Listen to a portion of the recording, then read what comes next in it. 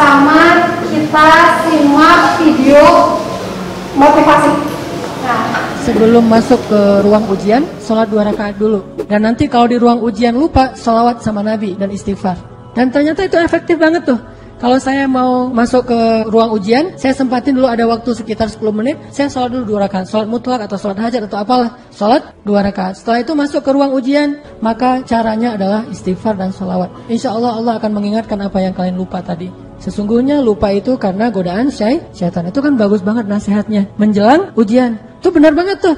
Pas saya, aduh kayaknya perasaan nih, saya udah tahu nih jawabannya, cuma agak-agak lupa gimana gitu. Astagfirullahaladzim, Allahumma sholli ala Muhammad. Benar-benar datang tuh. Langsung ingat, oh benar nih, langsung tulis. Kecuali kalau kita nggak belajar, ya nggak bisa sih. Dengan sholawat 1000 kali pengen dapat. Orang nggak belajar tapi sholawatan, dia istighfaran, ya mungkin dia ingatnya apa? Kenapa saya nggak belajar ya? Jadi ingat kayak gitu. Nah, setelah menyaksikan video ini, pembelajaran apa yang kalian dapat? Pembelajaran itu kita harus dibagi belajar dan tawakal. Nah, jadi memang kita dalam proses belajar itu harus berimbang antara ikhtiarnya dan tawakalnya. Jadi ikhtiar dan tawakal. Sini pembelajaran hari ini mengidentifikasi informasi berupa pendapat, alternatif solusi, dan simpulan terhadap suatu isu dalam teks editorial. Dan yang terakhir, mengidentifikasi informasi yang berkategori fakta dan opini. Sebelum memasuki pembelajaran hari ini, untuk mengetahui sejauh mana pemahaman kalian mengenai teks editorial berkaitan dengan strukturnya, faktanya, opininya, mari sama-sama kita kerjakan soal pretest terlebih dahulu. Jadi silakan dibuka Google Classroom-nya. Sudah saya sematkan soal pilihan juga. Ada 10 soal pilihan ganda yang harus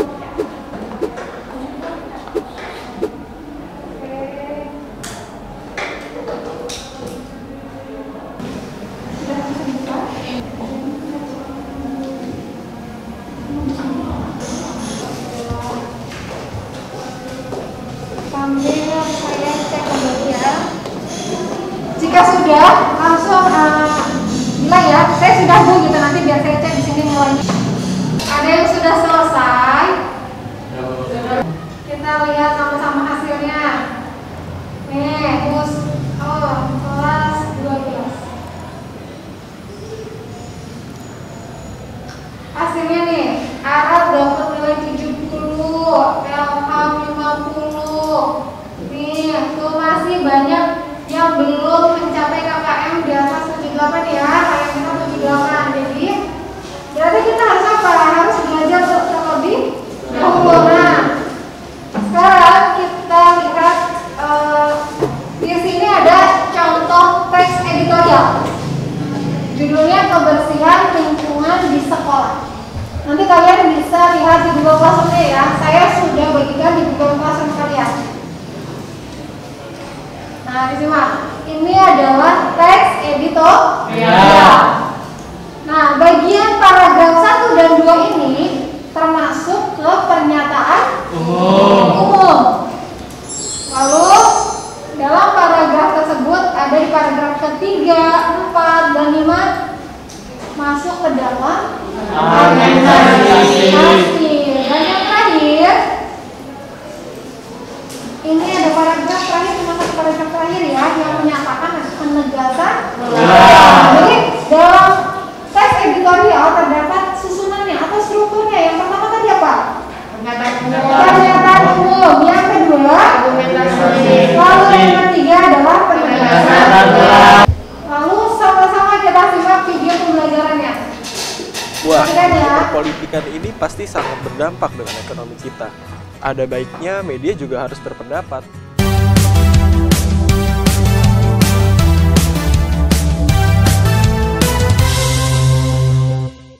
Di dalam surat kabar atau majalah sering dijumpai berbagai jenis tulisan, baik yang berbentuk berita, editorial, pojok redaksi, artikel, dan suara pembaca. Di dalam editorial ada pendapat-pendapat dari penulis atau redaksi yang bisa memperjelas pemahaman kita tentang peristiwa atau keadaan yang menjadi ulasannya.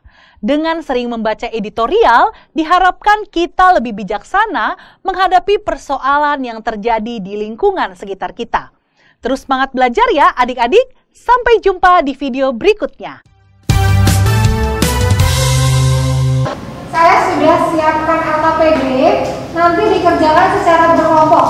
Ada 5 soal yang harus kalian jawab secara berkelompok. Jadi sekarang silakan duduk sesuai dengan kelompoknya masing-masing. Silakan posisinya dirubah menjadi berkelompok ya.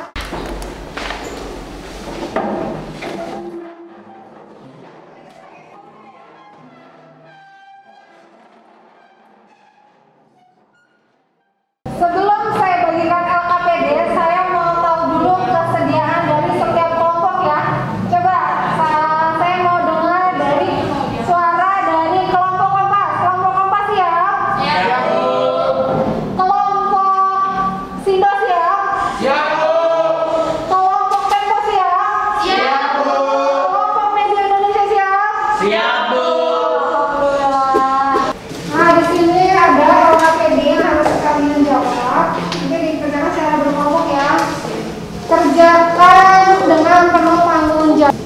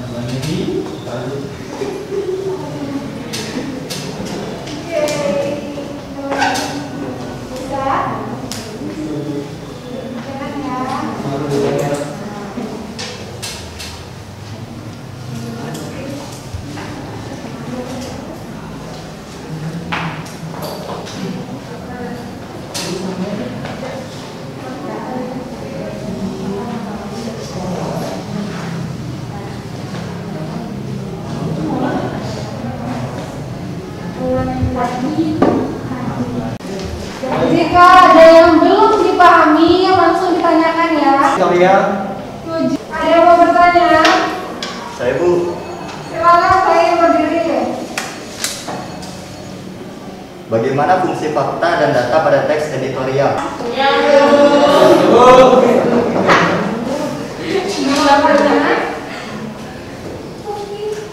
Bagaimana fungsi fakta dan data pada teks editorial? Tadi itu pertanyaan dari Baim ya. Ada lagi yang mau bertanya? Saya, Bu. Boleh, silakan Rio. Apa tujuan diterbitkannya teks editorial? Tujuan diterbitkannya teks editorial ya. Iya, Bu. Oke, terima kasih Rio. Boleh silakan duduk.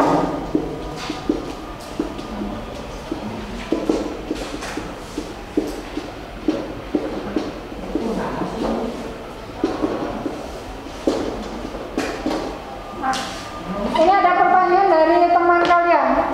Sekarang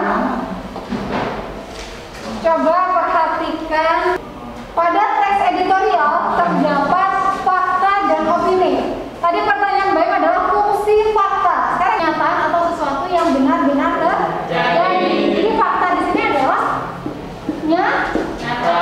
Sifatnya nyata. Nyata. Fungsinya berarti menginformasikan sesuatu berdasarkan kenyataan dan data. Pada teks editorial fungsinya itu apa? Memperkuat data ya.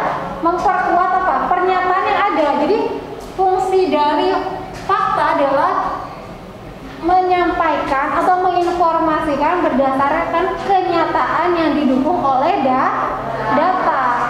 Paham? Bisa dipahami Baim? Pertanyaan nomor 2 dari Rio. Tujuan diterbitkannya teks editorial. Coba tujuan dari teks editorial yang pertama mengajak masyarakat berpikir dalam masalah yang sedang hangat terjadi. Lalu yang kedua memberikan pandangan kepada masyarakat terhadap isu yang sedang berkembang. Jadi tujuan dari teks editorial ada apa?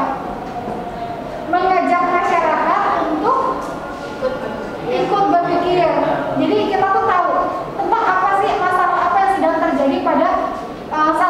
Lalu yang kedua adalah memberikan pandangan. Jadi ketika kita membaca kita tahu apa sih yang ada atau permasalahan apa sih yang sedang terjadi pada saat ini, bukan cuma apa yang terjadi tapi bagaimana yang harus kita pikirkan. Karena kan di sini adalah memberikan pandangan. Pandangan siapa? Pandangan dari si penulis. Penulis dari teks editorial itu siapa? Penulis dari teks editorial. Teks editorial itu bisa diterbitkannya di mana? Di koran. Nah, koran itu siapa penulisnya? Staf redaksi. Nah, jadi teks editorial itu ditulis oleh berdasarkan hasil pandangan dari staf redaksi berdasarkan isu yang sedang terkini. Bisa dipahami yo? Alhamdulillah. Silakan dilanjutkan kembali. Nanti siapa yang paling cepat mengerjakan dan presentasi, saya punya hadiah untuk kalian. Nah, ini untuk satu kelompok yang mau maju lebih dulu ya. Ada yang sudah selesai? Sudah, Bu. Kelompok sudah selesai? Boleh, silakan langsung dipasang. Jika memang jawaban dari teman kalian berbeda ya. Silakan kelompok orang untuk memperkenalkan. Assalamualaikum warahmatullahi wabarakatuh. Kami dari kelompok Kompas ingin mempresentasikan hasil kerja kelompok kami. 1. Mengapa teks editorial sering muncul di koran? Jawabannya, karena teks editorial merupakan tujuh rencana dapat ditemukan di koran atau majalah berkembang. Ya, bacalah teks berikut. Apa struktur yang membangun teks tersebut? Jawab, struktur bagian pernyataan pendapat. 5. Tentukan fakta dan opini pada teks tersebut. Jawab, fakta. Yang pertama, kami bangsa Indonesia dengan ingin menyatakan kemerdekaan Indonesia. 2. Jakarta, 17 Agustus 1145, wakil-wakil bangsa Indonesia.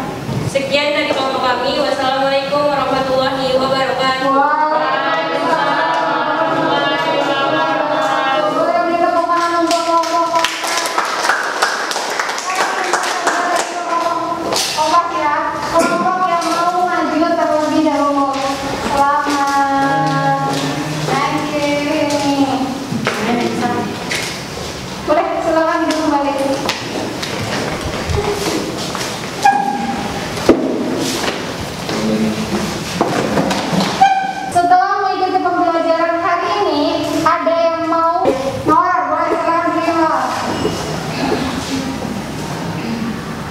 Setelah mengikuti pembelajaran hari ini, saya dapat memahami bahwa teks editorial merupakan opini yang dituliskan oleh staf redaksi yang didukung oleh kenyataan yang ada. Jadi, dalam penulisan teks editorial yang menulis adalah staf. Ada yang mau merefleksikan? Saya, Bu. Silakan saya berdiri. Pemahaman yang saya dapat hari ini yaitu kita dapat menjumpai teks editorial di dalam surat kabar atau majalah atau disebut juga dengan tajuk rencana. Betul. Jadi tadi ya seperti yang sudah sampaikan Mawar ya, teks editorial bisa kita jumpai pada majalah, koran, karena teks editorial disebut juga dengan tajuk rencana. Penulisnya siapa?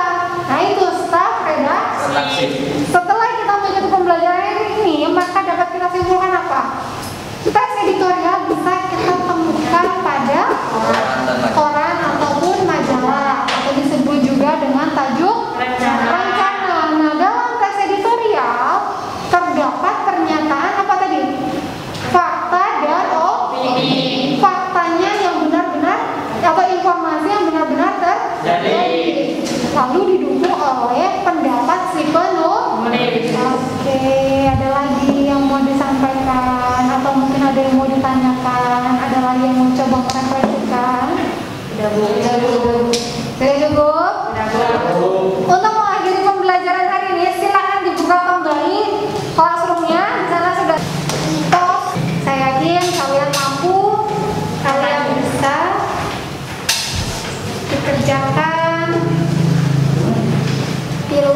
jawaban yang menurut kalian paling tepat. Kita saja kembali